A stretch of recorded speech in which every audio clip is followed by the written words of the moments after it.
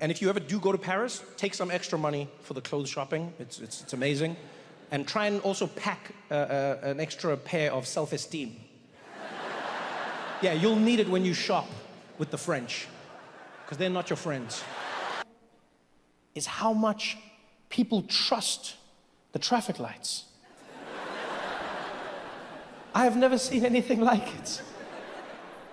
You must remember, I come from an African country, and all over Africa we have traffic lights, but we don't use them. Right? It's less of a command and more of a suggestion. It's not stop, it's stop. It's almost like, you know, it's almost like an African traveled the world, saw that other people had traffic lights, and then just brought them back, but didn't know what they were for. Like the guy was just like, guys, we need to get traffic lights, huh? And people were like, what for? It's for the intersection. It adds atmosphere. But no one actually knew what it was about. We don't care about the lights, and we don't trust the lights. But in New York, I've never seen it. People trust that light with their lives. I was walking through the streets one day. I was walking next to this man. I'll never forget this, right? He's standing there on the sidewalk, and the light changes in our favor. And I look to the side, and there's this truck that is barreling down the road. And I'm looking at the truck, and as soon as the light changes, the guy next to me, he just steps out into the road. And so instinctively, I stuck my hand out to protect him. I was like, yo, dude, there's a truck. And he was like, it's okay, we've got the light.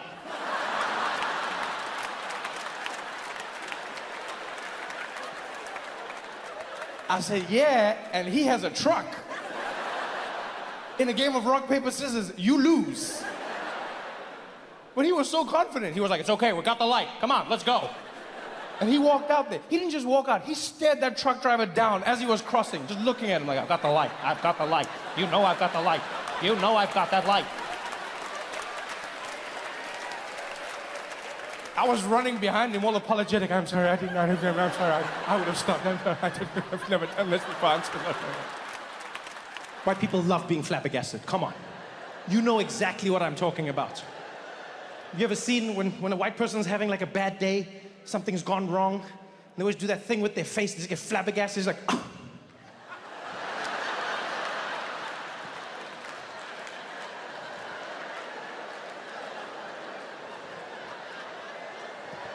White people love being flabbergasted. You'll see it in supermarkets all the time. There's like a long line, right? Like only one cashier is open.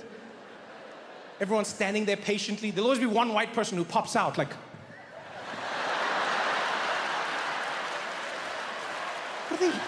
why don't they open the other? Are you serious? Why don't they? Are you? The only thing white people love more than being flabbergasted is finding another white person to flabbergast with. Have you seen that? Yo, whenever that happens, magic. It is absolute magic. A white person will be flabbergasting. They'll make eye contact with another white person, and then they'll flabbergast together. It's like they Voltron their flabbergasting into a super flabbergast. You see them look over and just be like, oh, are you seeing it?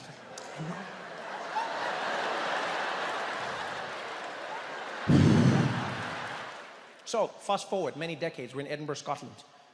Going out with my friends. We're choosing a spot. I choose Indian, authentic Indian. We get to the place, and it's legit. Like, it is legit. We walk in, and there's Indian music playing. There are Indian people eating, Indian cooks in the back, Indian waiters, Indian guards on the wall. I'm like, this is it. I'm home. We walked in, we sat down. And as soon as we sat, one of my friends, Steve, launches for the menu. And I was like, Steve, it's cool, man. I'll just order for everyone at the table. And he's like, oh, that's fine, Trevor. I'll order for myself, thank you. I was like, no, it's not about that, Steve. I just prefer to order for all of us, yeah? Right? You good? He's like, I don't know why that's necessary. I think I'll just order for myself. Is that okay? I was like, it's not. No, it's not okay, Steve. It's not okay, right? Because you're probably going to say some shit that's going to embarrass me in front of my Indian people, right? And so I just need you to back off for a moment. He's like, I'm sorry, what would I say that could embarrass you in front of Indian people? I was like, I don't know, Steve, and I don't want it to happen. Just let me handle this, okay? He's like, let you handle this? Trevor, I'll have you know that I've eaten curry for many, many years. I'm like, Steve, this is not the time. Just let's not argue, okay? Let's not argue. It's not the time to argue. He's like, what do you mean? Why would I embarrass you? Why? I was like, there's no why. You don't need to know why. Let's just not do. He's like, no, why? Why? Because I'm white. I was like, you brought it up, not me, all right? I wasn't gonna bring up race, but you did, Steve, and now that you brought it up, let's talk about it. Every time I take my white friends to an ethnic restaurant, they always say some shit that embarrasses me. Every single time. Every time.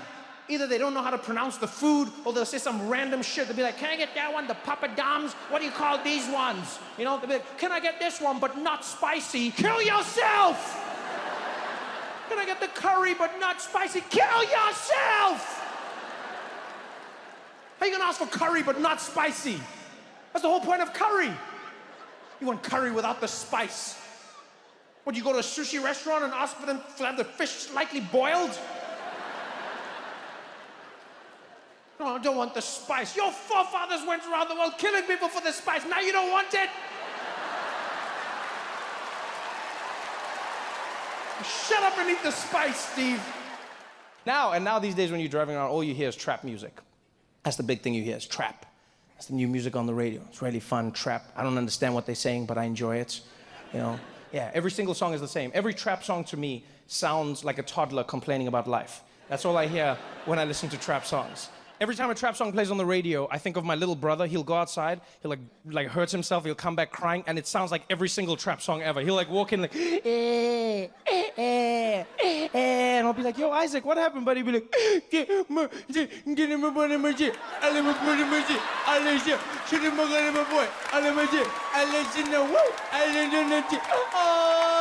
baby.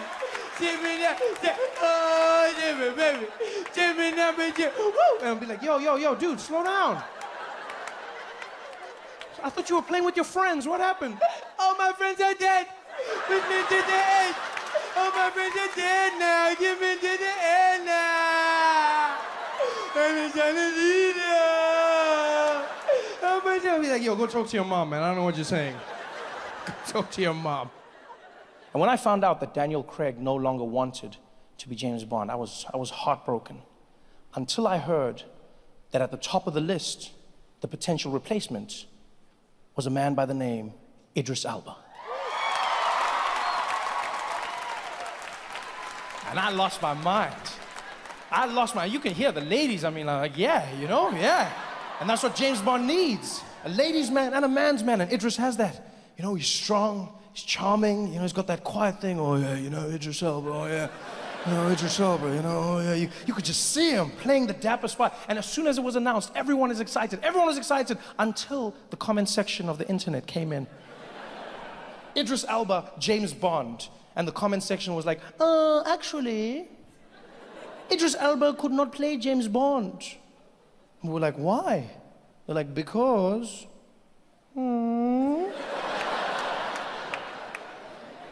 Because of the shape of his head? What do you say? What do you say? No, because... Because what? Because he's black! James Bond cannot be played by a black man! And as soon as they said that, the internet exploded. Racism!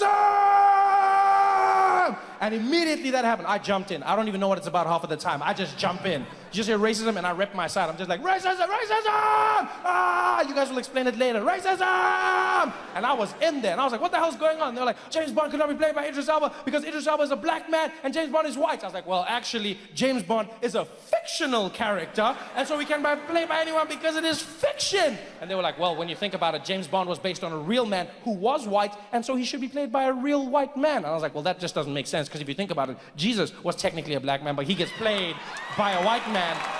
So I don't know what your point is, because that's never stopped me from receiving my blessings. I don't know what you're going on about. And they were like, you can't have it. I was like, racism, you can't have it, racism, you can't have it, racism! And then I went to Scotland.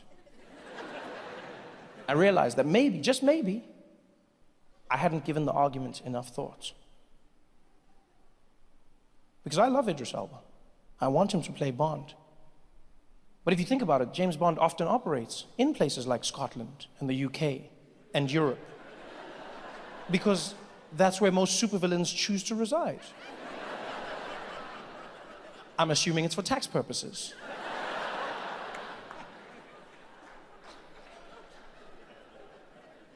No matter how you feel about the issue, you have to admit it would be particularly difficult to be a spy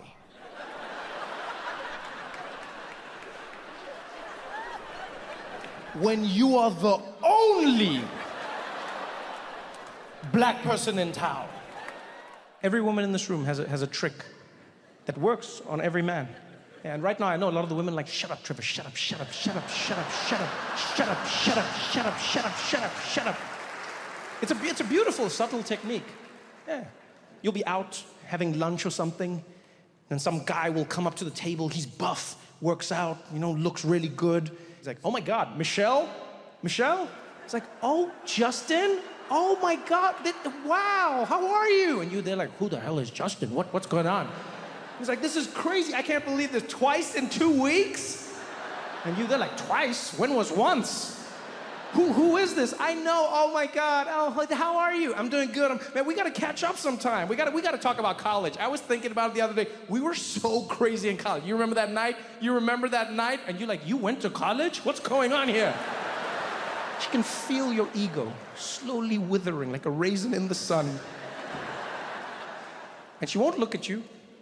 She won't make anything big out of it. She'll continue the conversation, but they'll gently just put their hand on your thigh and then just start rubbing it. She'll carry on like nothing's happening. I know, those were crazy. I mean, I was a cheerleader. I mean, what are you gonna do, you know? It's just one of those. And then the hand is there going, shh, shh, shh, shh, shh, shh. It's okay, it's okay.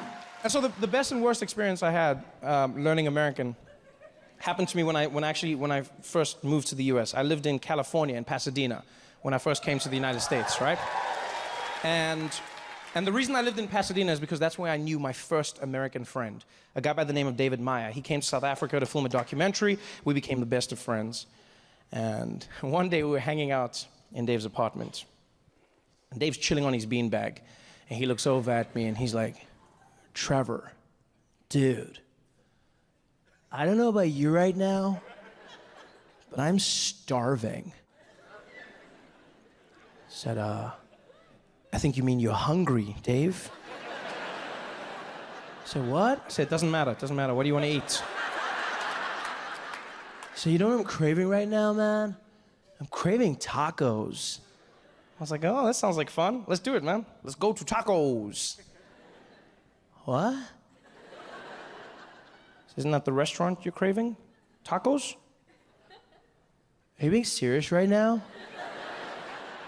You've never had tacos? I said, no, I don't know what tacos is. You've never had tacos?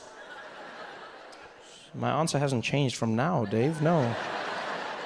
I've never had tacos. You've never had tacos? And by the way, I hate when people do that. You know when people ask you the same question over and over again because they can't believe you haven't had the exact same life experience? You know that thing people do? Like with everything, they'll be like, oh my God, have you heard the new Beyonce? No, I have. You haven't heard the new Beyonce? No, I haven't. You haven't heard the new Beyonce? Oh no, now I have. No, I'd never had tacos, right? I'd never had tacos because in South Africa, we don't really have Mexican food, okay? We don't have Mexican food because we don't have Mexicans. They never came over, it's not my fault. Dave was personally offended. I'll never forget, he jumped up and he was like, dude, I cannot believe you've been in America all this time and you've never had tacos? I said, Dave, why is it such a big deal? He's like, because, Trevor, nothing says America like tacos.